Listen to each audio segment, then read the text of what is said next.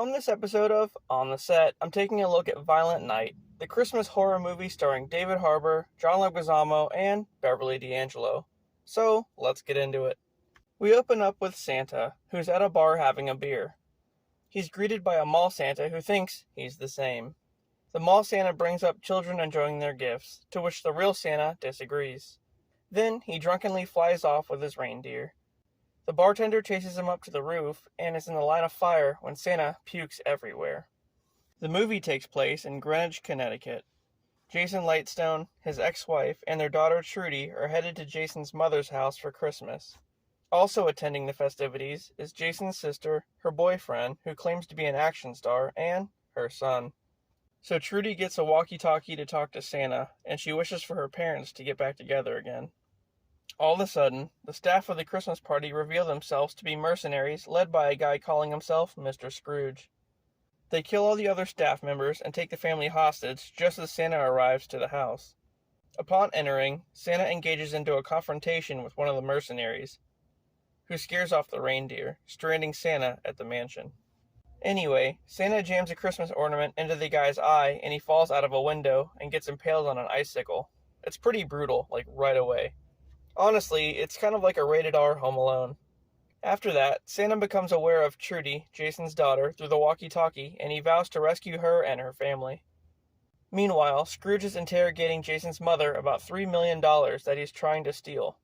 I guess the family's like really rich or something.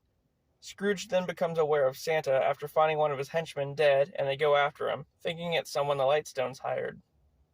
During all the pandemonium, Trudy escapes and hides out in the attic, where Santa tells her not to worry. And then, he reveals his past as a brutal Viking warrior named Nicomund the Red. So I guess before he was Santa, like centuries ago, he was a brutal Viking, which is pretty cool. And he had this hammer kind of like Thor. A bit later on, as the henchmen raid the vault for the money, it's gone. One of the henchmen forces the family to exchange gifts, where we find out that Jason planned on stealing the money for himself to get back at his mother for a rocky childhood. Then, Santa gets captured by Scrooge, who tells him that he hates Christmas ever since he was a little kid. Him and his family were basically living in poverty, and he asked Santa to save them from it, and he never did, so he has like a lifelong grudge against Christmas. After that, a private SWAT team shows up who work for the Lightstones, and just when you think they're about to take out the mercenaries, they actually help them. The mercenaries force the family out to a nativity scene, where Jason says he stashed the money. Santa mows down the SWAT team in a gruesome fashion, and then fights Scrooge. The two remaining mercenaries get taken out by Trudy due to her Home Alone traps. Clearly it's one of the funniest parts in the movie, and they literally take a few scenes out of Home Alone here, like the nail on the stairs and some other things.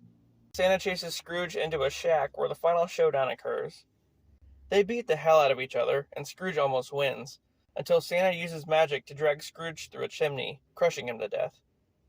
Just when you think it's over, Santa gets fatally shot by the leader of the SWAT team and is pretty much dying. Jason's mother shoots the SWAT leader in the head, and then Santa is brought back to life by everyone believing in him. Aww, what a warm family moment. Jason and his ex-wife get back together, and Santa flies off with his reindeer to go finish delivering presents. The end. Well, this one was pretty funny. I loved how it had John Leguizamo as the villain, and that Santa kicked everyone's ass. David Harbour was pretty great, and the Home Alone traps were just an added plus. Honestly, this is the best Christmas movie of recent time. If you haven't seen it yet, go check it out. And I'll see you guys later.